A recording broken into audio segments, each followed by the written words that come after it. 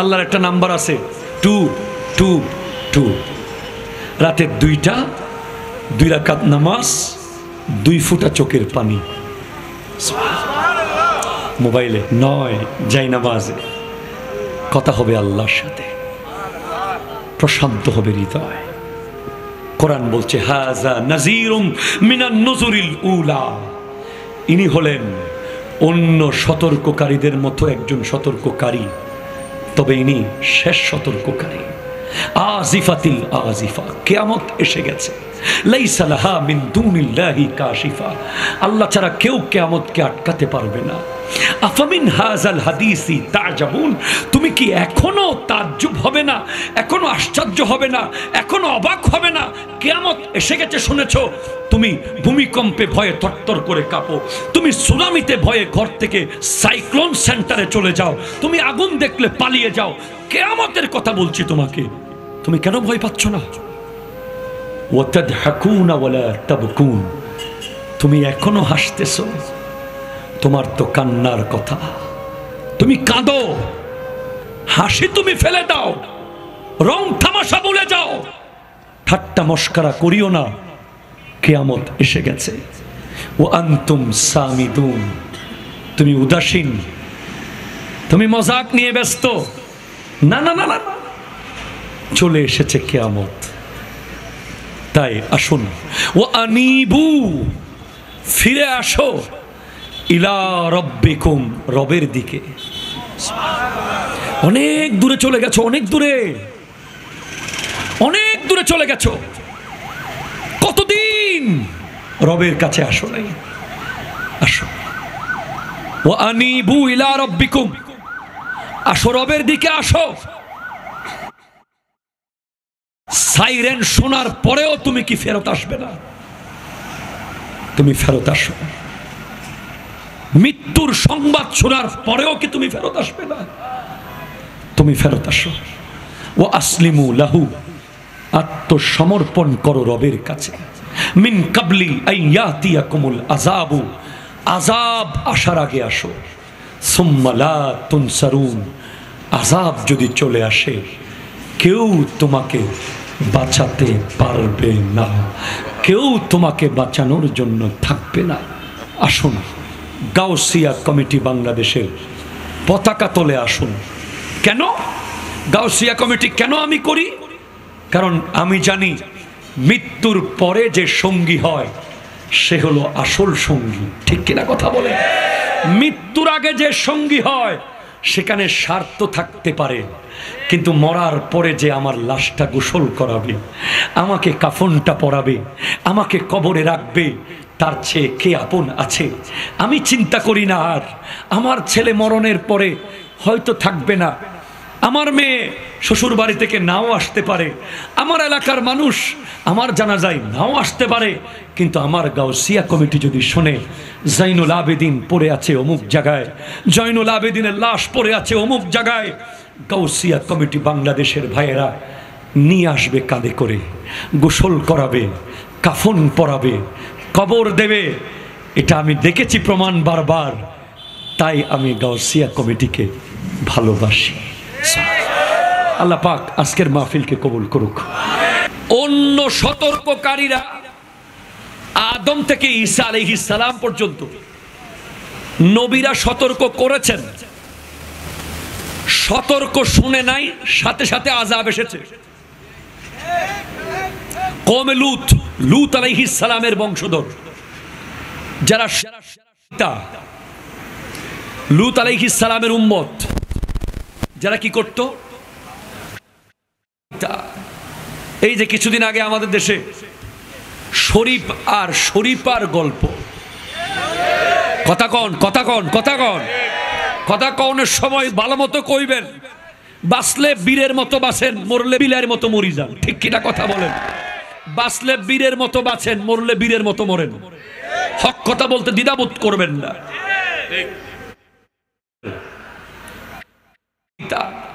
আমরা বলেছিলাম, আমরা অ্যালার্ট করেছি, আমরা বলেছি এই পদক্ষেপ নেবেন না, সমস্যায় পড়বেন।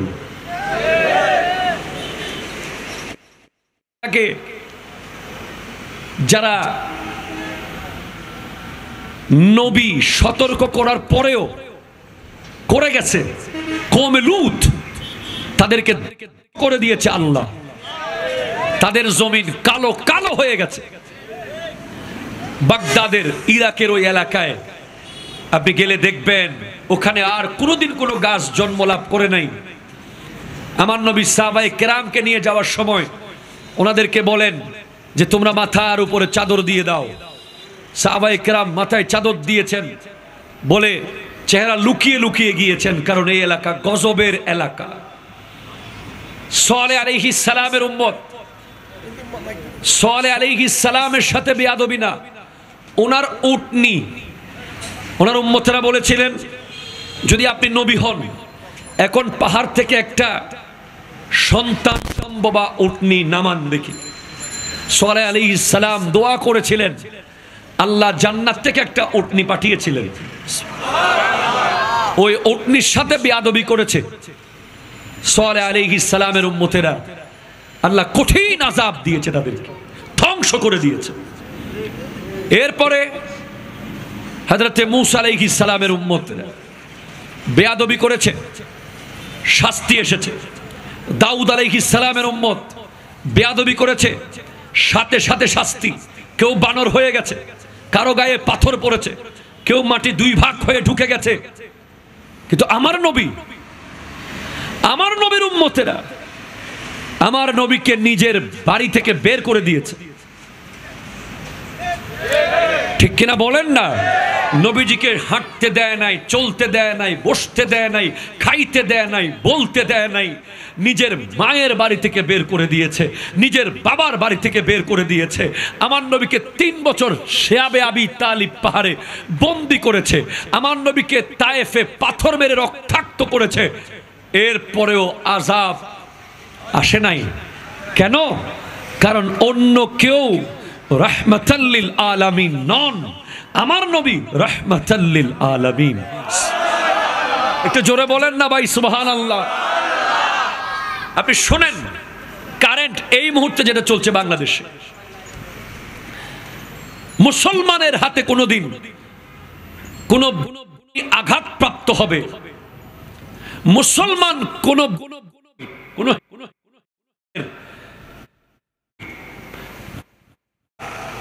তাদের ধর্মা উপাসনালয়ে আঘাত করবে, এটা আমি বিশ্বাস করতে পারি না। কথা কন না?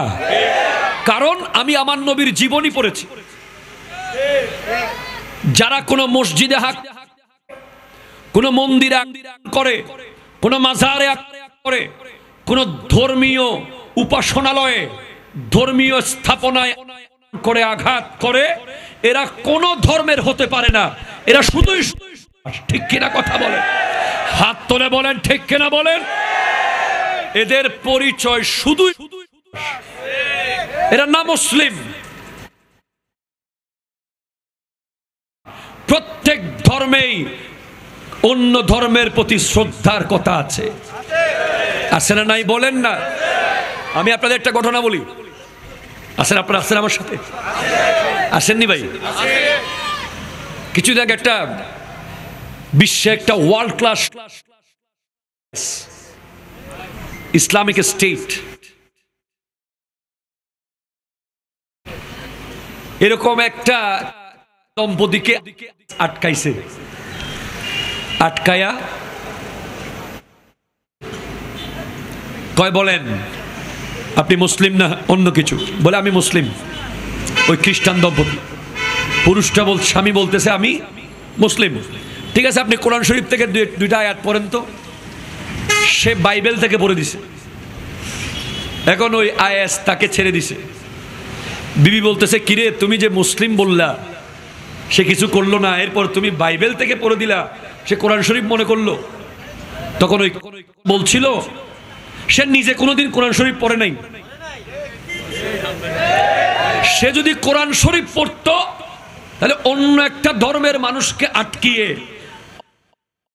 তুমি মুসলিম নাকি অন্য কিছু, এই কথা কোনোদিন বলতো না। সেজন্য আমি বাইবেল পড়েছি, সে কোরআন মনে করেছে। ঠিক কিনা কথা জোরে বলেন? হ্যাঁ, আপনি হয়ে যান, হয়ে যান। আমার নবী, আমার নবীর ইকোনমিক্যাল রিফরমেশন, অর্থনৈতিক সংস্কারের 4টা পার্ট ছিল: যাকাত, জিজিয়া, খারাজ, আলফায়। I am a student of university of Chittagong, বিশ্ববিদ্যালয়ের ছাত্র, 5 বছর পড়াশোনা করেছি, হিস্ট্রিতে অনার্স মাস্টার্স করেছি। আমি জানি আমার নবীর যেই জিজিয়া ছিল, ইকোনমিক্যাল রিফরমেশনের একটা অংশ, নিরাপত্তামূলক সামরিক কর। আমার নবী সাহাবায়ে কেরাম নিরাপত্তা দিয়েছেন। হ্যাঁ, 1 বছর নিরাপত্তা দেওয়ার বিনিময়ে তাদের কাছ থেকে শুধু কর নেওয়া হতো 1 দিরহাম। একটা দারোয়ানের বেতনও 10,000 টাকা আছে। কথা কোন না, ঠিক কিনা বলেন না? ইসলাম কত মহান, ইসলাম কত মহৎ, ইসলাম কত উঁচু। আমি কোন দলের মানুষ নই, আমি মুসলমানের। আমার পরিচয় মুসলমান, আমার পরিচয় আহলে সুন্নাত ওয়াল জামাত। আমি নন পলিটিক্যাল পারসন হিসেবে বলছি। ইসলাম এত মহান ধর্ম, যেই ধর্মে আমার নবী বিধর্মীদেরকে 1 বছর প্রটোকল দিয়েছেন, বিনিময়ে 1 দিরহাম নিয়েছেন। কেউ যদি বলেছে ইয়া রাসূলুল্লাহ, কোন যদি বলেছে এই গোটা 1 বছরে আমি 1 মিনিট অনিরাপদ ছিলাম, আমার নবী ওই 1 দিরহাম আবার ফেরত দিতেন। কেমন রাহমাতাল লিল আলামিন আমার নবী। সেই নবীর কোন অনুসারী কোন উপরে আঘাত করবে আমরা বিশ্বাস করি না। আমরা জানি যদি মুসলমান না চাইতো এই কোন থাকতে পারত না। কথা বলেন, কথা বলেন, কথা বলেন। খাজা মাইনুদ্দিন চিশতি রহমতুল্লাহ আলাইহি চাইলে, শাহাবুদ্দিন মোহাম্মদ গুরি চাইলে, ওই সম্রাট বাবর, সম্রাট শাহজাহান, কুতুবউদ্দিন আইবেক, তারা যদি চাইতো, হ্যাঁ, ওই যে মীর কাসেম যে প্রথম ইসলাম প্রচার করেছে, সিন্ধু বিজয় করতে এসেছে, হ্যাঁ, তারা যদি কেউ চাইতো তাহলে মেরে শেষ করে ফেলতে পারত। কিন্তু না, মুসলমান ওই ধর্ম যেই ধর্মের কাছে সব ধর্ম নিরাপদ। কথা জোরে বলেন, ঠিক কিনা বলেন? আমরা সব ধর্মকে নিরাপত্তা দেব। হ্যাঁ, ধর্ম যার যার, উৎসব তার তার। ধর্ম যার যার, উৎসব তার তার। আমরা এটা শান্তি এবং সম্প্রীতির বাংলাদেশ। এই দেশে আমরা কোনো মারামারি হানাহানি চাই না। আমি মাঝে মাঝে দেখি এই দেশ আসলেই স্বর্ণের দেশ। আপনি খেয়াল করেন, সাগরে মাছ, নদীতে মাছ, ফিশারি ঘাটে গেলে দেখবেন প্রতিদিন কোটি কোটি টাকার মাছ আল্লাহর পক্ষ থেকে আসতেছে। একটা দানা ফেলে দিলে গাছ উঠে যাচ্ছে। কেন আমরা এগুলো করব? আমরা এই হানাহানি চাই না। আমরা এই দেশে সবাই আপন আপন ধর্ম শান্তিতে পালন করতে চাই, ঠিক কিনা জোরে বলেন? আপন আপন ধ্যান ধারণা নিয়ে বাঁচতে চাই, আমরা শান্তি চাই। আল্লাহ আমাদেরকে বোঝার তৌফিক দান করুন। হাযা নাযীর, আমার নবী হলেন সতর্ককারী। মিনান নুজুরিল উলা, অন্য সতর্ককারী নবীদের যেভাবে সতর্ককারী ছিলেন আদম থেকে ঈসা, আমার নবীও একজন সতর্ককারী। তবে বেশ কম হলো, অন্যদের একজনের সতর্ক না মানলে পরে আরেকজন এসে সতর্ক করেছে, তারটা না শুনলে পরে আরেকজন এসেছে। কিন্তু আবার নবী দা লাস্ট প্রফেট, শেষ নবী, ঠিক কিনা বলেন না? ইনার সতর্ক না মানলে আর কোন নবী এসে আপনাকে আর সতর্ক করবে না। ইনি দুনিয়া থেকে পর্দা করেছেন আজ থেকে 1450 বছর হয়ে গেছে। এই 1450 বছর আগেই কিয়ামতের আলামত দেখা গেছে। মানে আমার নবীর পর্দা হওয়া, জাহিরি হায়াত থেকে আমার নবী চলে যাওয়া, আমার নবী রওজার ভিতরে জিন্দা, কোনো সন্দেহ আছে নাই। আল আম্বিয়াউ আহিয়াউন ফি কুবুরহিম ইউসাল্লুন ওয়া ইউরযাকুন, নবীগণ রওজার ভেতরে জিন্দা, সেখানে আল্লাহ তাদেরকে রিজিক দেয়, তারা সেখানে নামাজ আদায় করে। আরো জোরে বলেন।